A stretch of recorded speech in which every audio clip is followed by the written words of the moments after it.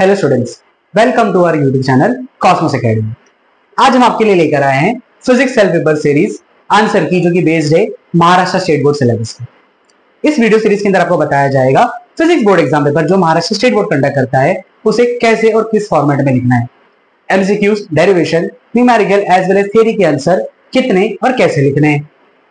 इस सीरीज का नाम रखा गया है सेल्फ पेपर आंसर की, ओके, जिसके अंदर आपको फिजिक्स चैप्टर पे हर एक चैप्टर के बेस पे एक क्वेश्चन पेपर मिलेगा जो कि मिनिमम 35 मार्क्स का होगा as per board pattern. As well as साथ ही साथ आपको मिलेंगे इसके अंदर 2 हाफ सिलेबस पेपर, एक फुल सिलेबस पेपर, जिससे आप अपनी प्रैक्टिस कर सकते हो और बोर्ड के लिए प्रिपेयर कर सकते हो।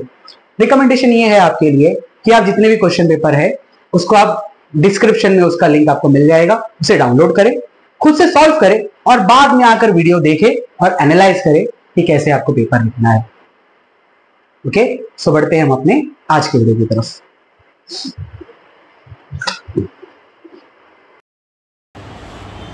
ओके स्टूडेंट, तो स्टार्ट करते हैं अपने सेल्फ पेपर सीरीज़ का next chapter, that is AC circuit. तो जैसे कि आपको पता है जो भी क्वेश्चन पेपर इस वीडियो के डिस्क्रिप्शन में अपलोड होंगे उसे आप सॉल्व करिए और उसके बाद आंसर की से आके आप वेरीफाई करिए। ओके, तो स्टार्ट करते हैं सेक्शन ए से, that is multiple choice types of question. Select and write the correct answer for the following multiple choice types of question, जो 1 मार्क्स का होता है। First question, the average value of alternating current over a full cycle is always, तो इसका answer आ जाएगा 0। Next, if AC voltage is applied to a pure capacitor then voltage across capacitor, तो इसका आंसर है lags behind the current by phase angle π/2 radian.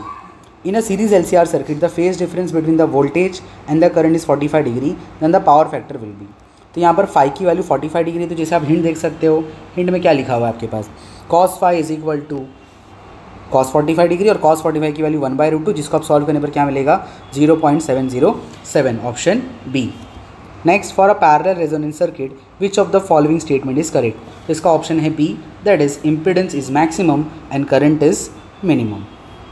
Okay, तो जिस MCQs के बारे में आपको पता होगा, MCQs का जो आंसर है आपको ऑप्शन अलॉन्ग विद आंसर लिखना है, क्वेश्चन लिखने की ज़रूरत नहीं है। Okay, next question, answer the following question, जो आपका 1 मार्क्स क्वेश्चन होता है। इसके अंदर आइदर आपको 1 मार्क्स मिलेंगे तो 0, हाफ मार्क्स यहाँ पर नहीं मिलता। फर्स्ट क्वेश्चन आपके पास देखो क्या है यहाँ पर, if the effective current in a 50 cycle AC circuit is 5 ampere, what is the peak value of current. तो यहाँ पर आपको पीक वैल्यू ढूंढना है, तो पीक वैल्यू का फॉर्मूला होता है I0 is equal to √2 into IRMS। √2 की वैल्यू होती है 1.414 और आपका जो इफेक्टिव करंट जिसको आप RMS करंट बोलते हो 5 मल्टीप्लाई करें तो आंसर आएगा 7.07 एम्पियर, इसके लिए मिलेंगे आपको 1 marks. Next, what is wattless current, ये इसका डेफिनेशन लिखोगे तो मिल जाएंगे आपको 1 marks. Next, what is the average value of alternating current over half cycle, तो एवरेज वैल्यू का फॉर्मूला यहाँ पर हो जाएगा 2/π, ठीक है, 2/π टाइम्स ऑफ I0, यहाँ पर I0 लिखना चाहिए हमें, 2/π टाइम्स ऑफ I0, इसको आप और क्या लिख सकते हो 0.637 ऑफ I0, जिसके लिए मिल जाएंगे आपको टोटल 1 मार्क्स। ओके, 1 मार्क्स का क्वेश्चन आपको ध्यान रखना है कि आपको सॉल्व पूरा करके दिखाना है, formula along with answer, 1 marks मिलेंगे, नहीं तो आपको 0 मिलेगा। ओके, तो बढ़ते अपने नेक्स्ट सेक्शन की तरफ, दैट इज सेक्शन बी, जब का 2 मार्क्स क्वेश्चन है, attempt any 4 question of the following. तो सबसे first question, state characteristics of series resonance circuit, ठीक है, यहाँ पर आपको 4 कैरेक्टरिस्टिक्स लिखना है, ईच कैरेक्टरिस्टिक आपका हाफ मार्क्स मिलेगा, टोटल मिल जाएगा 2 मार्क्स। नेक्स्ट आपका डेरिवेशन बेस्ड क्वेश्चन है ये, obtain expression for average power dissipated in a purely capacitive circuit. तो हमारे पास सबसे पहले इक्वेशन होता है E = E0 sin ωt, I = I0 sin ωt plus π/2। यहाँ पर आपका करंट 90 डिग्री फेज में आगे रहता है वोल्टेज से। नेक्स्ट, पावर का फॉर्मूला होता है E × I, that is E का इक्वेशन E0 sin ωt और I का equation I0 sin ωt plus π/2, इसके लिए मिलेंगे आपको हाफ मार्क्स। नेक्स्ट, पावर की वैल्यू को पुटअप करेंगे, यहाँ पर इसको सॉल्व करेंगे, sin 90 प्लस थीटा क्या बन जाएगा cos थीटा। उसके बाद एवरेज पावर का फॉर्मूला होता है 0 से t, integral of 0 to t p dt upon t, इसके लिए मिलेंगे आपको हाफ मार्क्स। नेक्स्ट, इस p की वैल्यू यहाँ पर पुटअप करेंगे, E0 I0 sin ωt cos ωt और फिर dt। अब इसको इंटीग्रेट करने के लिए ऊपर नीचे 2 से मल्टीप्लाई करेंगे, तो 2 sin cos बन जाएगा sin 2 थीटा का फॉर्मूला और नीचे 2t। ओके, इसके इंटीग्रेशन को सॉल्व करोगे तो यू विल गेट साइन का integration cos 2 ωt divided by 2 omega with the limit of 0 से t, इसके लिए मिलेंगे आपको हाफ मार्क्स। फिर इसको सॉल्व करोगे तो फाइनल आंसर आपको मिलेगा 0 और एवरेज पावर क्या हो जाएगा 0, टोटल मिल जाएंगे आपको 2 marks. Next question number 5, N alternating EMF E = 200 sin 314.2 t volt is applied between the terminals of an electric bulb whose filament has a resistance of 100 ohm. Calculate the value, peak value and instantaneous value at t = 2 millisecond of EMF. सबसे पहले simple आपने equation लिखा E equal to 200 sine 314.2 into t. उसके बाद आप इस equation को compare करोगे E equal to E0 sine 2 pi FT से, जिसके लिए मिलेंगे आपको हाफ मार्क्स। उसके बाद कंपेयर करोगे तो देखो E0 200 हो गया, तो E0 विल बी 200 वोल्ट, इसके लिए मिलेंगे आपको हाफ मार्क्स। लास्ट उसके बाद आपको बोला था 2 मिली सेकंड पे ढूंढना है, तो अब यहाँ पर क्या करेंगे, इस इक्वेशन के अंदर टी की जगह 2 millisecond 2 into 10 to the power -3 put up करोगे, सब्स्टिट्यूशन पे हाफ मार्क्स। नेक्स्ट इसको सॉल्व करेंगे साइन की वैल्यू से, तो आंसर आएगा 0.5878 और 200 से मल्टीप्लाई करके आंसर मिलेगा 117.6 वोल्ट, जिसके लिए मिलेंगे आपको हाफ मार्क्स, टोटल लगे 2 मार्क्स। ध्यान रखना है न्यूमेरिकल सॉल्व करते वक्त आप जब आंसर लिखोगे तो आपको यूनिट भी लिखना है, अगर यूनिट नहीं लिखोगे तो आपको उस आंसर का मार्क्स नहीं मिलेगा। अगर 1 मार्क्स का है तो हाफ मार्क्स कट जाएंगे, और जैसे यहाँ पर हाफ मार्क्स का तो पूरा ही कट जाएगा। Okay, next question number 6, the total impedance of a circuit decreases when a capacitor is added in series with LNR, explain why. अब यहाँ पर सिंपल देखो क्वेश्चन के अंदर क्या है, आपका टोटल इंपेडेंस का फॉर्मूला क्या होता है, अगर तीनों लगे रहेंगे LCR तो Z is equal to √R² plus XL minus XC का होल स्क्वायर, इस फॉर्मूले के लिए मिलेंगे आपको 1 मार्क्स। अगर कैपेसिटर एब्सेंट रहेगा तो XC 0 हो जाएगा, अगर XC 0 हुआ तो यहाँ पर फॉर्मूला बन जाएगा ZLR equal to √R² plus XL²। अगर आप कंपेयर करोगे देखो XC जब इससे माइनस होगा तो LCR की वैल्यू कम होगी ZLR से। ओके, इसके लिए मिल जाएंगे आपको टोटल 1 मार्क्स, टोटल हो गया आपका 2 मार्क्स।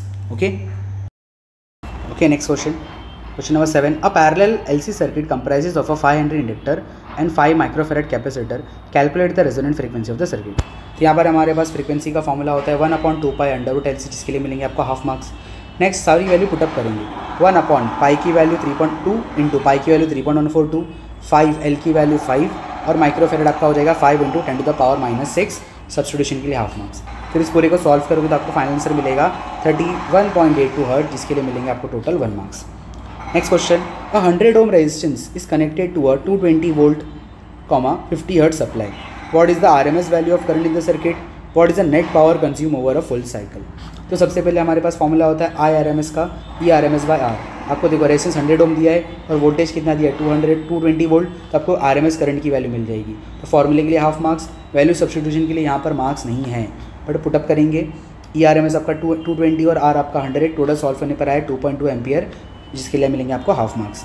नेक्स्ट एवरेज पावर का formula ERMS into IRMS, ERMS से 220 और IRMS से 2.2, तो आंसर आएगा 484 वॉट, तो जिसके लिए आपको एवरेज पावर के फॉर्मूले के लिए हाफ मार्क्स मिलेगा, और फाइनल आंसर के लिए मिल जाएंगे आपको टोटल हाफ मार्क्स। इस तरह हो गया आपका total 2 marks. Okay, next section C, जो आपका 3 मार्क्स क्वेश्चन होता है।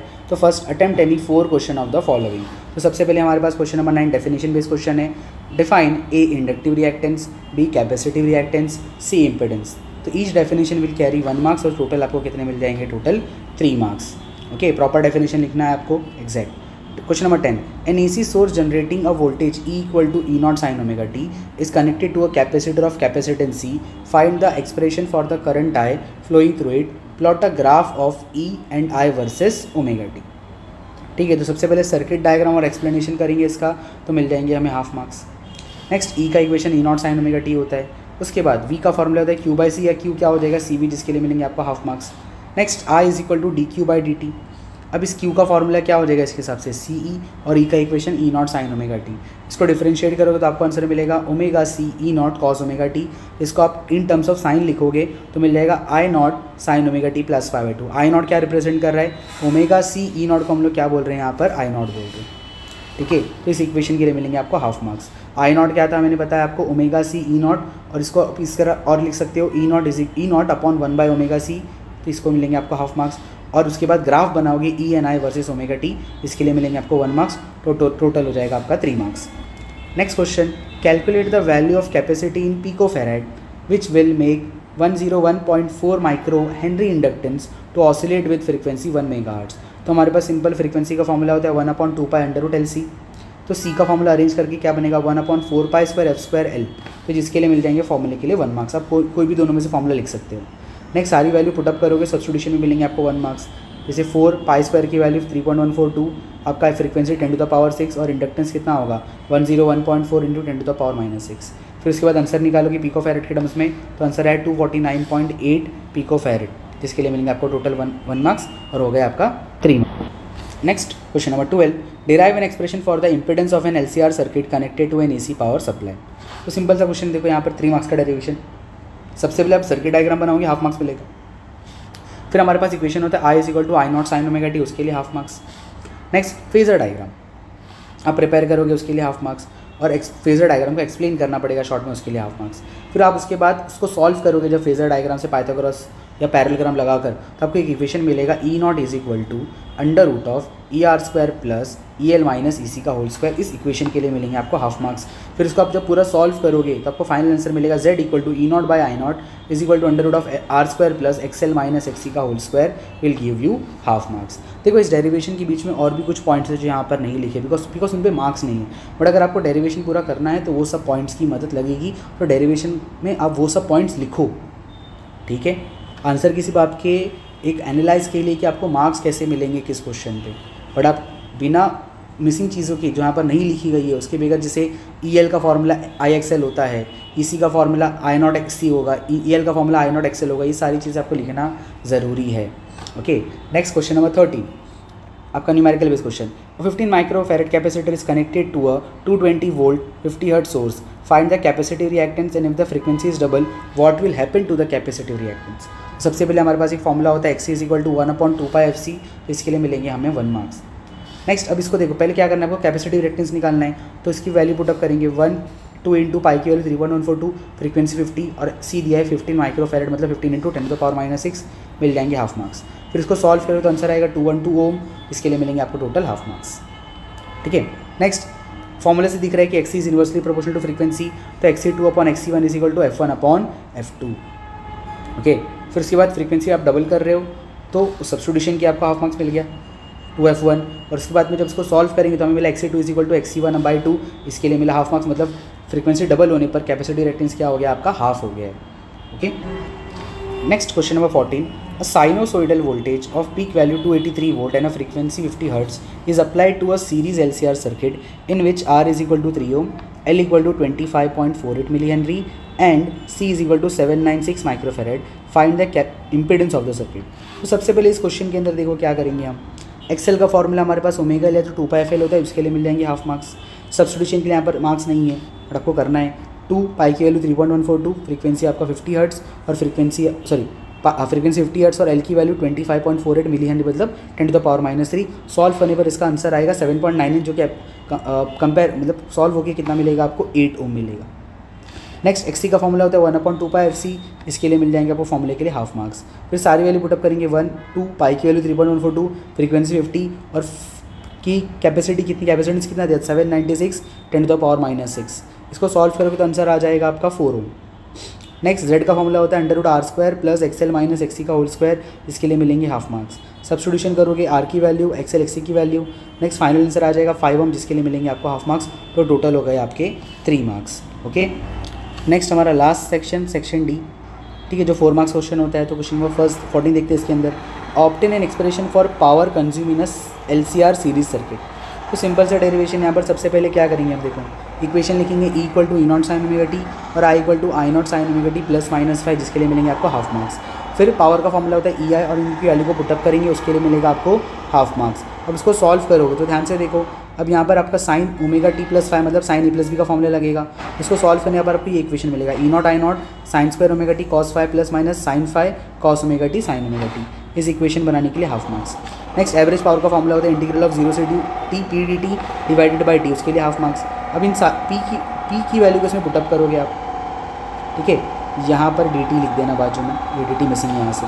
नेक्स्ट E0 I0 कॉमन आ जाएगा, तो इंटीग्रेशन में कौन बचेगा अभी हमारे पास, देखो cos 5 कांस्टेंट है बाहर, तो इंटीग्रेशन में कौन आएगा sign square omega T dt। फिर इसमें से साइन 5 बाहर, इंटीग्रेशन में कौन बचेगा cos omega t sine omega T dt।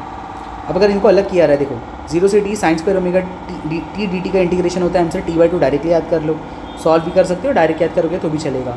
और cos omega t sine omega T को सॉल्व करने पर आंसर आएगा इंटीग्रेशन का 0 विद द लिमिट ऑफ 0 से t। अब इन सारी वैल्यू को पुटअप करते हैं, देखो E0 I0 upon t cos 5 copy और इसका आंसर t/2 था और ये 0 था, तो पूरा टर्म 0 हो गया, ठीक है। तो इसके इंटीग्रेशन के लिए हाफ मार्क्स मिलेगा और आपको सब्स्टिट्यूशन करोगे उसके लिए हाफ मार्क्स मिलेगा।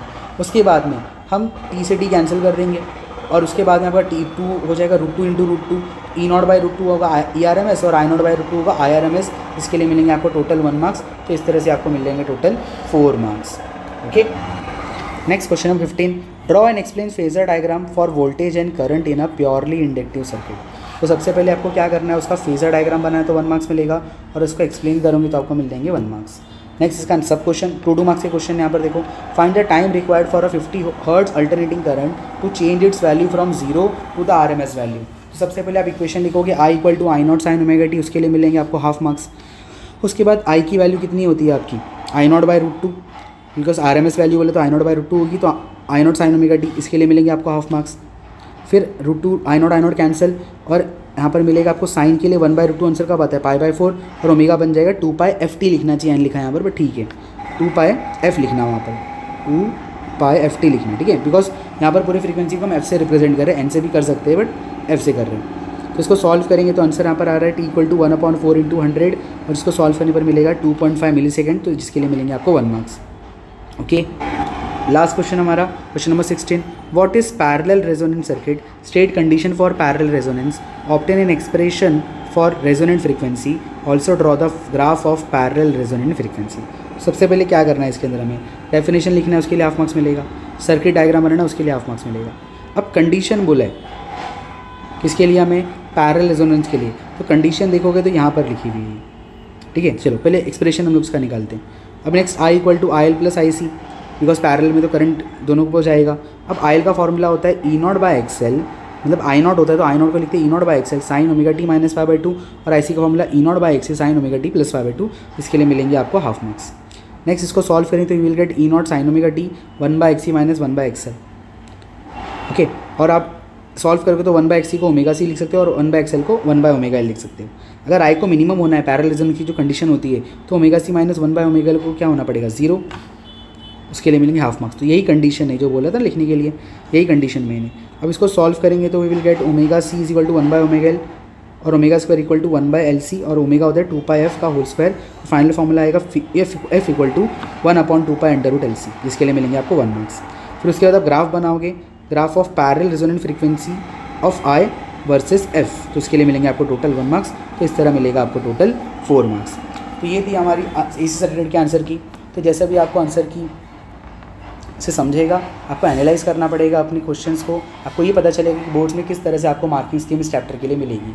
अगर आपको ये लेक्चर अच्छा लगा तो कमेंट सेक्शन में बताइए, ओके, और आगे भी आपको इसके क्वेश्चन और भी नेक्स्ट चैप्टर के क्वेश्चन पेपर के आंसर की अवेलेबल होती रहेगी। ओके, तब तक के लिए good bye and thank you.